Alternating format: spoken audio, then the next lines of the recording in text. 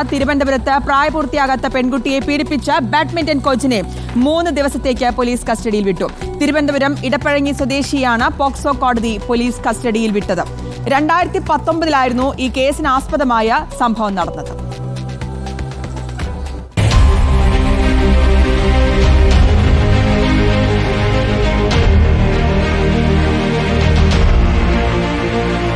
തന്റെ അടുത്ത ബാഡ്മിന്റൺ പരിശീലനത്തിനെത്തിയ പ്രായപൂർത്തിയാകാത്ത പെൺകുട്ടിയെ തിരുവനന്തപുരം ഇടപ്പഴഞ്ഞി സ്വദേശിയായ പ്രതി ക്രൂരമായി പീഡിപ്പിക്കുകയായിരുന്നു. 2019 സെപ്റ്റംബറിലാണ് പ്രതിയുടെ ഇടപ്പഴഞ്ഞിയിലുള്ള വീട്ടിൽ പെൺകുട്ടിയെ ആദ്യമായി പീഡനത്തിനിരയാക്കിയത്. തുടർന്ന് ബാഡ്മിന്റൺ മത്സരങ്ങൾക്ക് പോകവെ പല സ്ഥലങ്ങളിൽ വെച്ച പീഡനത്തിനിരയാക്കി.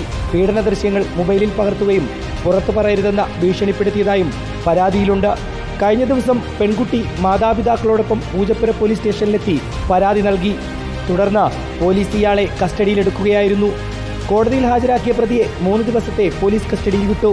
വരും ദിവസങ്ങളിൽ ഇയാളെ സംഭവം നടന്ന സ്ഥലങ്ങളിലെത്തിച്ച തെളിവെടുപ്പ് നടത്തും. റിപ്പോർട്ടർ, തിരുവനന്തപുരം.